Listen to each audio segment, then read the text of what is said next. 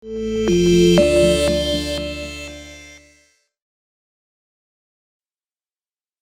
saya sore hari ini adalah kuasa Yesus di dalam kita, ya. Saya ingin memulai dengan sebuah kisah tentang kisah Wilma Rudolph, ya. Nah, sejarah mencatat pada Olimpiade tahun 1960, Wilma Glodian Rudolph, seorang wanita kulit hitam pertama yang pernah menderita polio dan lumpuh, akhirnya menjadi juara Olimpiade dan memenangkan 3 medali emas di lintasan lari 100 meter, 200 meter, dan estafet 400 meter. Dan menjadi wanita tercepat di dunia dalam lintasan lari pada waktu itu. Wilma Rudolph lahir dari keluarga yang sangat miskin 23 Juni 1940 di Tennessee, USA. Anak ke-20 dari 22 bersaudara. Ayahnya hanya seorang porter kereta api atau kuli angkut barang. Dan ibunya hanya tukang memasak dan cuci baju bagi tetangga-tetangganya. Hidup mereka benar-benar miskin. Ya, dikatakan saat usia 4 tahun, ia menderita radang paru-paru dan demam tinggi yang menyebabkan kakinya lumpuh karena polio. Pada waktu itu belum ada vaksin polio, ya. Orang tuanya tak mampu membeli obat karena waktu itu Amerika masih ada rasialisme yang membuat orang-orang kulit hitam mendapatkan perlakuan buruk dalam hal kesehatan dan pendidikan. Akhirnya ia harus menggunakan kruk atau penyangga dan dokter menyatakan bahwa kakinya akan lumpuh selamanya. Jadi vonis dokter dikatakan lumpuh selamanya, ya. Tetapi ibunya terus berdoa kepada Tuhan dan memberi keyakinan pada Wilma bahwa ia pasti normal kembali. Di saat yang buruk, kakinya yang lumpuh semakin mengecil. Jadi karena kakinya tidak digunakan, makin kecil, mengecil kakinya. Dan hanya terjuntai ke bawah dan tak bereaksi apapun. Jadi udah mengecil, nggak ada rasa sama sekali, ya, mati rasa, ya, tak bereaksi apapun. Namun Wilma terus mengucapkan kata-kata iman dan berkata, "Aku akan menjadi wanita tercepat di dunia di lintasan lari." Dan ia terus mencoba berdiri. Mencoba berdiri. Walaupun sudah ribuan kali ia mencoba dan jatuh, ia tidak menyerah. Jadi dia coba lagi berdiri. Dia memperkatakan bahwa aku akan menjadi wanita tercepat di dunia, ya.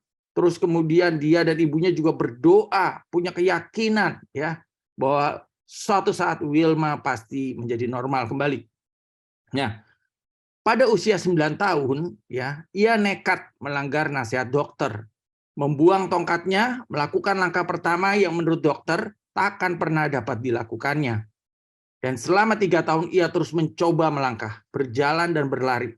Jadi dia paksakan, ya. Pada usia 13 tahun, ia mengikuti lomba lari pertama kalinya dan menjadi peserta satu-satunya yang berkaki tak sempurna. Ya tentu saja ia kalah, ya. Pada waktu itu kakinya belum sempurna. Tapi Wilma terus melaju. Ia terus bertanding di ratusan lomba dan mengalami ratusan kekalahan. Jadi dia tekadnya kuat. Dia coba lagi, lari lagi, kalah lagi, ratusan kali kekalahan. Ya, hingga suatu hari ia berhasil menang lomba lari dalam satu kejuaraan provinsi yang membuatnya berhasil meraih beasiswa di Tennessee State University dan mempertemukannya dengan seorang pelatih atletik bernama Ed Temple. Jadi Ed Temple ini, pelatih ini akhirnya yang memasukkan Wilma Rudolph di dalam tim Olimpiade Nasional. Dan dilatih luar biasa, dilatih pagi, siang, sore, malam, dilatih. Sampai kecepatannya dia larinya itu di atas rata-rata. Dan dia dijuluki The Tennessee Tornado.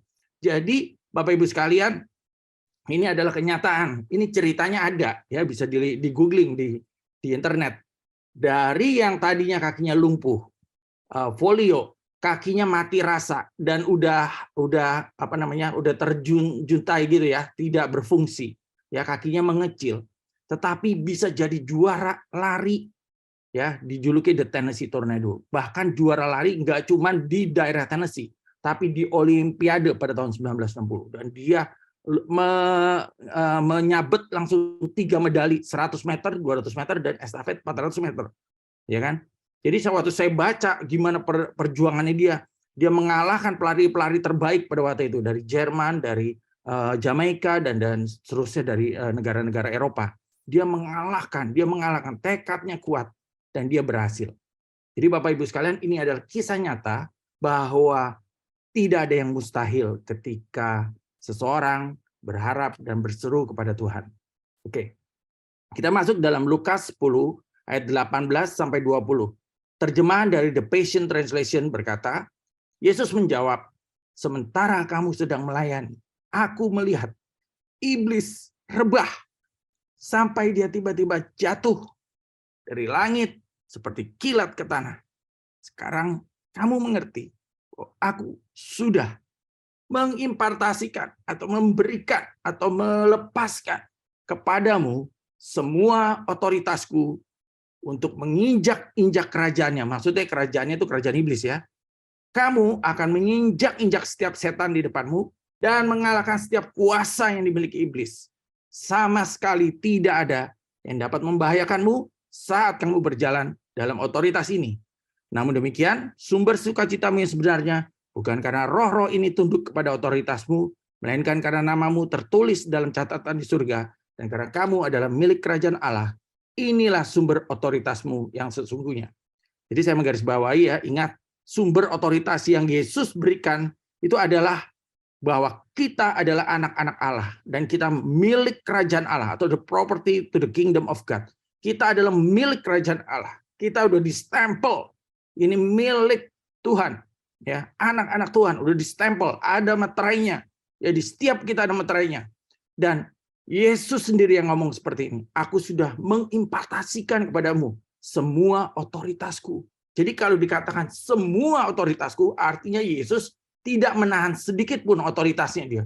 Semua dia berikan, semua dia limpahkan, semua dia berikan kepada setiap kita anak-anak Tuhan. Nah, Matius 16 ayat 19 di terjemahan baru berkata, kepadamu akan kuberikan kunci kerajaan surga. Apa yang kau ikat di dunia ini akan terikat di surga, dan apa yang kau lepaskan di dunia ini akan terlepas di surga. Nah, terjemahan lainnya dari The Passion Translation untuk Matius 16 ayat 19 berkata, aku akan memberimu kunci-kunci kerajaan surga. Jadi dikatakan di sini akan ya, di atas juga dikatakan akan. Kenapa dikatakan akan? Karena pada waktu itu Yesus belum naik ke kayu salib. Jadi dia bilang, aku akan memberikan kunci kerajaan surga. Tetapi ketika Yesus sudah di atas kayu salib dan dia berkata, sudah genap, sudah selesai. Maka kunci kerajaan surga itu telah diberikan secara de facto dan de jure kepada kita. Diberikan kunci kerajaan surga. Dikatakan, untuk melarang di bumi apa yang dilarang di surga dan melepaskan di bumi apa yang dilepaskan di surga. Bapak Ibu tahu nggak apa yang dilarang di surga? Ya kan? Apa yang dilepaskan di surga? Ya. Salah satunya adalah sakit penyakit. Ya. Tidak ada sakit penyakit di surga. Tidak ada sakit penyakit di surga. Dan berita baiknya adalah kita telah mendapatkan kunci kerajaan surga. Sehingga ketika kita lakukan, ya, apapun yang kau ikat di dunia ini akan terikat di surga. Dan apa yang kau lepaskan di dunia ini akan terlepas di surga. Jadi ketika kita mengalami sakit penyakit, ingat ayat ini. Tuhan sudah memberikan kunci kerajaan surga.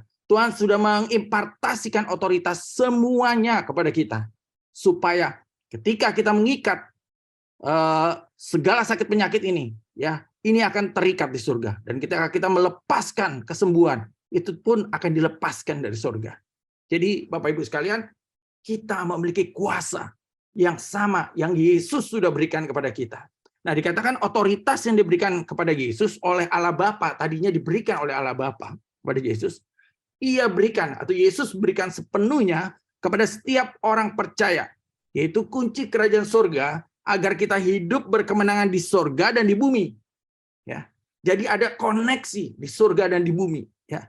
Kita berjalan di muka bumi, tetapi kita adalah warga negara surgawi dan kita telah mendapatkan kunci kerajaan surga. Bapak Ibu, ya, ini kunci kerajaan surga ini lebih berharga dari kunci properti apapun yang ada di muka bumi, ya. sebutkan properti termahal yang ada di muka bumi. Ya, ini adalah kunci kerajaan surga. Tidak semua orang mendapatkan kunci kerajaan surga. Hanya anak-anak Tuhan dan orang percaya yang diberikan otoritas oleh Tuhan, yang diberikan otoritas oleh Yesus sendiri untuk menaklukkan apa yang ada di dunia ini, ya, menginjak ular dan kalajengking, dan juga mengikat apa yang kita ikat di dunia ini terikat di surga, dan apa yang kita lepaskan di dunia ini terlepas di surga. Nah, ada 3 kuasa Yesus di dalam diri setiap kita, anak-anak Tuhan, setiap orang percaya. Yang pertama adalah melalui kuasa perkataan, ya, melalui kuasa perkataan. Nanti kita bahas. Yang kedua adalah kuasa iman, ya. Ada kuasa iman, tadi ada kuasa perkataan, dan yang ketiga adalah kuasa tindakan, ya. Jadi ada kuasa perkataan, kuasa iman, dan kuasa tindakan. Lukas 10 ayat 19 tadi sudah kita baca. Sesungguhnya aku telah memberikan kuasa kepada kamu untuk menginjak ular dan kalajengking, dan kuasa untuk menahan kekuatan musuh, sehingga tidak ada yang akan membahayakan kamu. Jadi diberikan kuasa, diingatkan lagi, ya. Ini kata-kata Yesus sendiri. Aku telah memberikan kuasa kepada kamu untuk menginjak ular dan kalajengking. Pertanyaannya adalah, Bapak Ibu, semua sakit penyakit itu bukan berasal dari Tuhan, ya. Itu adalah pekerjaan-pekerjaan iblis, ya, untuk mengintimidasi anak-anak Tuhan.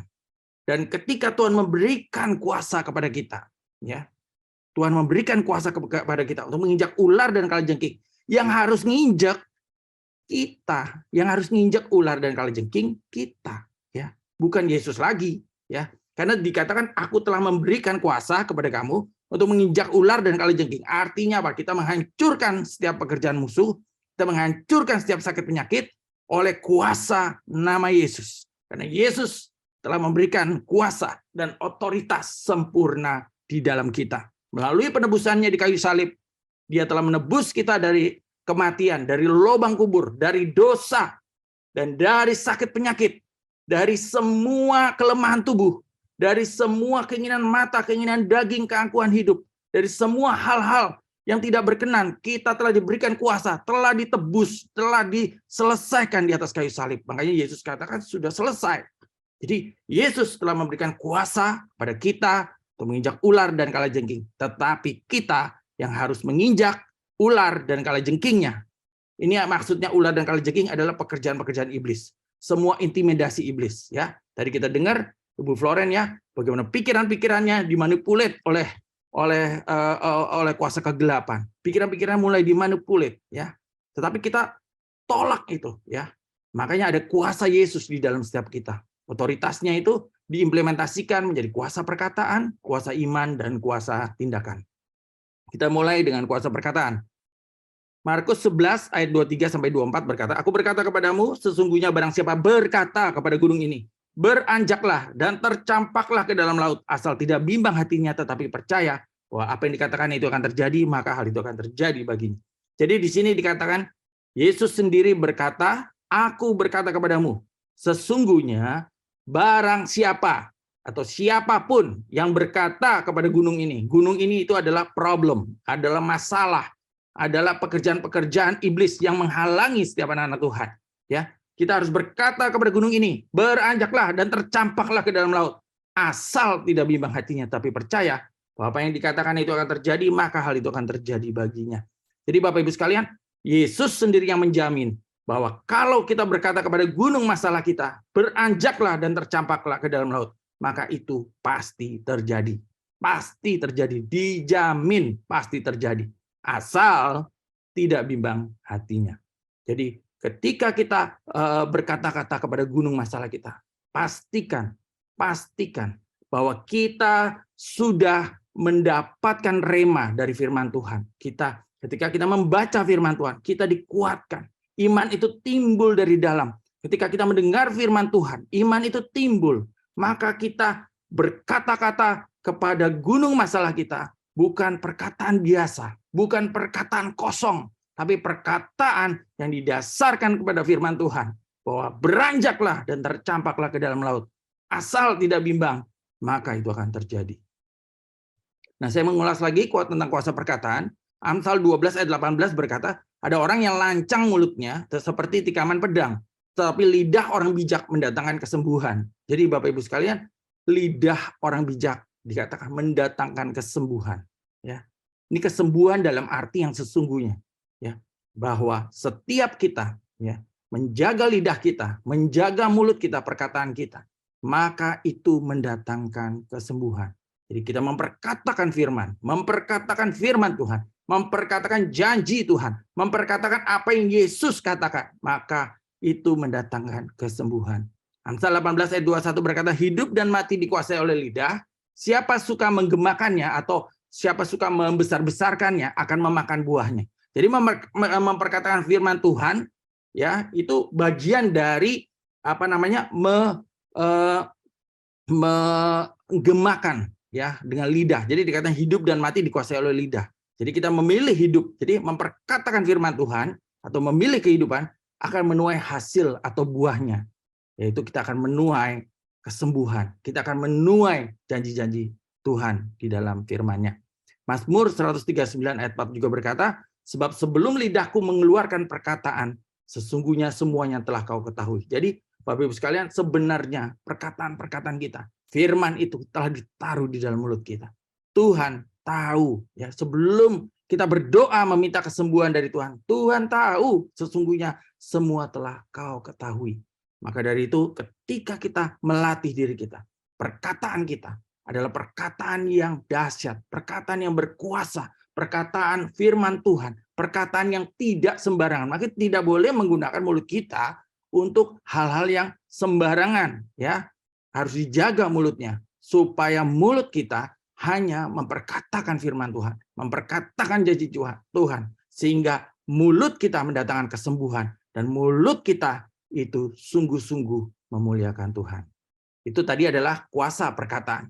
Dan saat ini adalah kita belajar kuasa iman. Dikatakan asal tidak bimbang hatinya, tetapi percaya bahwa apa yang dikatakannya itu akan terjadi, maka hal itu akan terjadi baginya. Itu bicara tentang iman. Nah, Yesus menyembuhkan anak muda yang sakit ayan, Matius 17 ayat 19-21. Kemudian murid-murid Yesus datang, dan ketika mereka sendirian dengan dia, bertanyalah mereka, mengapa kami tidak dapat mengusir setan itu? Dia berkata kepada mereka, karena kamu kurang percaya. Sebab aku berkata kepadamu, sesungguhnya sekiranya kamu punya iman sebesar biji sesawi saja, kamu dapat berkata kepada gunung ini, pindah dari tempat ini ke sana, maka gunung ini akan pindah. Dan takkan ada yang mustahil bagimu. Ini adalah versi lain dari yang tadi dikatakan. Ketika berkata kepada gunung, beranjak dan tercampaklah ke laut, maka ini terjadi. Ini versi lainnya, ya. Jadi iman sebesar biji sesawi saja bisa memindahkan gunung, ya, beranjak dan berpindah, dan tidak ada yang mustahil, ya. Ini adalah contoh dari biji sesawi, ya, yang bisa Bapak Ibu lihat, ya. Ini fakta tentang biji sesawi, ya. Jadi besarnya itu cuma 1 milimeter, ya. Nah, kita lihat biji sesawi dari yang gambar sebelah kiri, cuman kecil sekali. Matius 13 ayat 32-33. Akhirnya berubah menjadi pohon sesawi. Tempat di mana burung-burung dapat bernaung, dikatakan menjadi pohon sayuran terbesar, ya. Menjadi pohon sayuran terbesar, itu pohon sesawi, ya. Jadi dikatakan iman bertumbuh dan berkembang seturut dengan perjalanan dan pertumbuhan manusia rohani kita.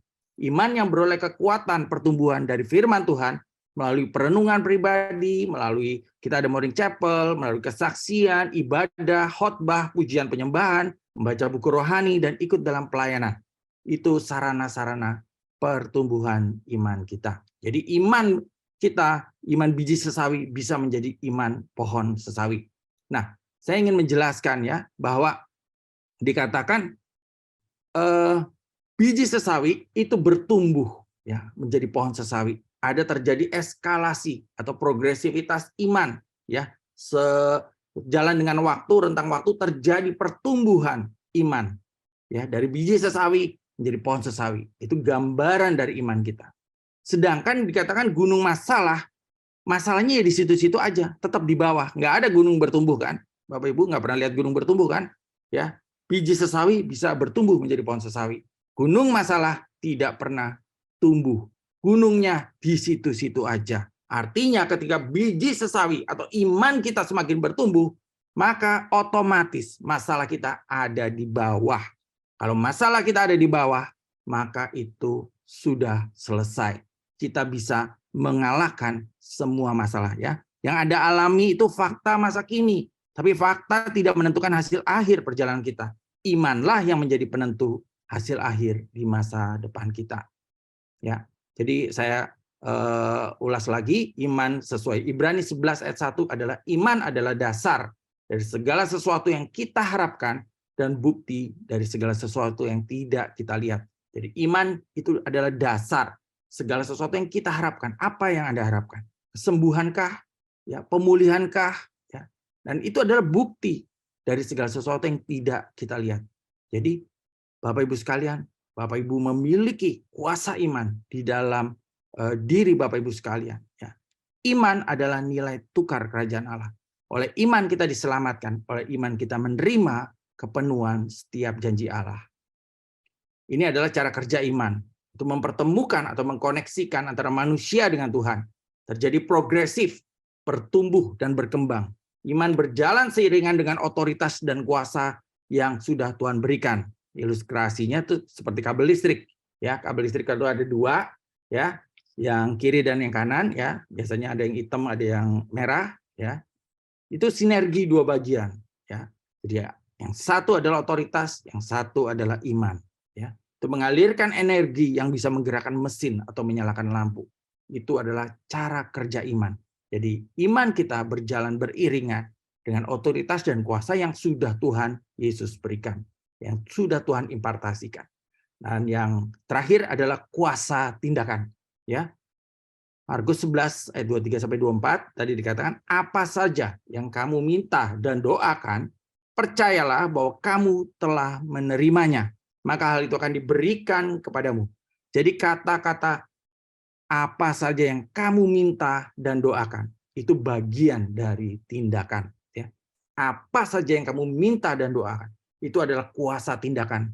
Tadi kita dengar bagaimana Wilma Rudolph, dia bertindak ketika dia memperkatakan firman. Dia mulai bertindak, dia melepaskan krupnya, penyangganya. Dia mulai latih dia untuk berjalan. Dia mulai bertindak dalam iman. Dia mulai lakukan, ya, mulai berjalan, jatuh, mulai bangkit lagi, berjalan lagi, jatuh, mulai bisa menguasai diri, tidak limbung lagi, mulai bisa berjalan beberapa langkah, akhirnya bisa berlari, jatuh, bangkit lagi, lari lagi, jatuh lagi, dan seterusnya. Dia coba terus ratusan, bahkan dikatakan ratusan kekalahan dia jalani. Tetapi satu hal, imannya semakin bertumbuh. Terjadi progresivitas dari biji sesawi menjadi pohon sesawi. Ya. Jadi dikatakan apa saja yang kamu minta dan doakan, percayalah bahwa kamu telah menerimanya, maka hal itu akan diberikan kepadamu. Minta dan doakan itu adalah tindakan nyata bahwa kita percaya kepada Tuhan dan kuasa-Nya. Ya, kita meminta dan mendoakan kepada siapa? Kepada Tuhan kita. Tuhan yang menciptakan kita, ya, menciptakan kita, yang tahu kondisi kita, tahu masa depan kita, ya. Jadi minta dan doakan itu menggunakan atau memfungsikan otoritas yang Tuhan berikan kepada kita. Nah, saya sampai pada konklusinya, 3 hal yang harus dilakukan adalah mari mulai perkatakan firman Tuhan. Itu adalah kuasa perkataan. Yang kedua, mulai percaya dengan tidak bimbang. Itu adalah kuasa iman. Dan yang ketiga, mulai bertindak dengan yakin. Itu adalah kuasa tindakan. Wilma Rudolph dan mamanya mempraktekkan 3 hal di atas dan meraih kesembuhan ilahi atau kesembuhan mutlak dengan kombinasi kuasa perkataan, kuasa iman, dan kuasa tindakan. Lukas 10 ayat 19 sebagai penutup. Sesungguhnya aku telah memberikan kuasa kepada kamu untuk menginjak ular dan kalajengking. Kuasa untuk menahan kekuatan musuh. Tidak ada yang akan membahayakan kamu. Ya, saya senang sekali tadi Bu Floren berkata, dia memiliki iman bahwa dia tidak akan mati karena penyakit itu. Benar, ya. Dikatakan di sini tidak ada yang akan membahayakan kamu. Ya, di bagian lain ayat firman Tuhan dikatakan orang benar tidak akan melihat kebinasaan orang fasik. Ya. Lah kalau melihat kebinasaan orang fasik aja tidak diizinkan oleh Tuhan, orang benar tidak akan melihat kebinasaan orang fasik. Apalagi ya kita ketika kita menggunakan kuasa, dikatakan di kuasa Tuhan, maka dia akan menahan kekuatan musuh, dan tidak ada yang akan membahayakan kita. Semua dalam proteksi, dalam penjagaan Tuhan. Baik, saya selesai. Bapak Ibu sekalian, saya ingin berdoa untuk Bapak Ibu sekalian. Pada sore hari ini, mari Bapak Ibu sekalian, taruh tangan Bapak Ibu sekalian di bagian yang sakit. Ya, kalau yang sakit jantung, taruh di dada sebelah kiri. Kalau yang sakit kanker, yang lumpuh, yang buta, yang apapun sakitnya, ya, taruh di bagian yang sakit. Tangan Bapak Ibu sendiri, taruh di bagian yang sakit. Dan kita berdoa bersama-sama.